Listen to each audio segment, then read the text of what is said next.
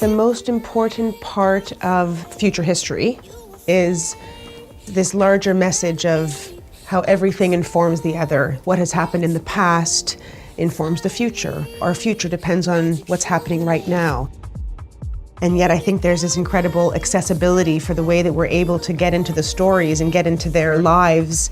You see how few degrees of separation we are from these people who are kind of changing the world right now.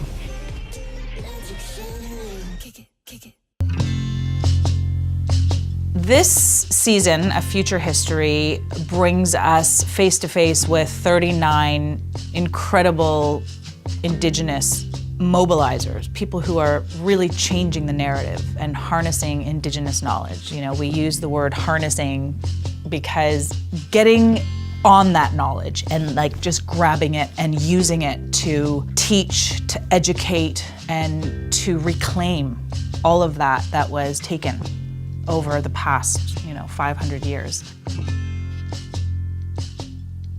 To change the message, you need to change the voice.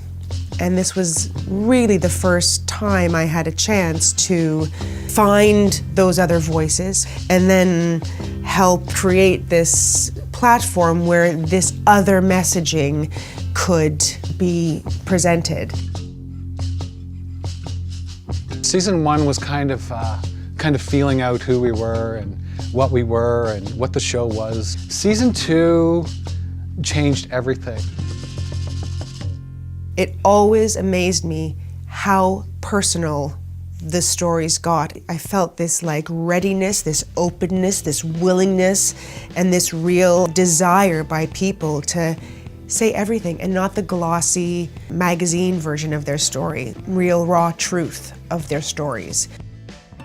Season 1 of Future History was really amazing to look back on. I think I've grown so much as a person between the making of Season 1 and the filming of Season 1 to now where we're at in Season 2. And I think looking back at the person that I was in Future History Season 1, I just think that I've grown into somebody who realizes that we need to share and own our knowledge in different ways.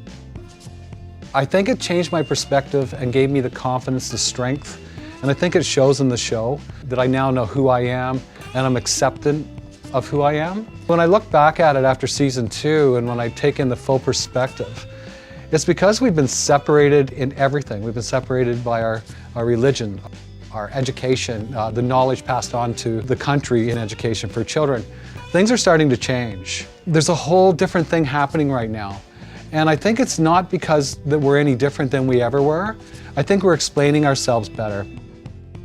I've been fortunate enough to bring this show to non-Indigenous audiences. What I've learned bringing this show to audiences is the dialogue that it creates is so far beyond anything I ever imagined. It's literally like, how is this even possible that you're having this conversation about residential school and I never learned it?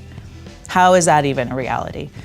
And I think one of the reasons for that is that we still live in a time when there isn't enough space in mainstream media to celebrate Indigenous voices.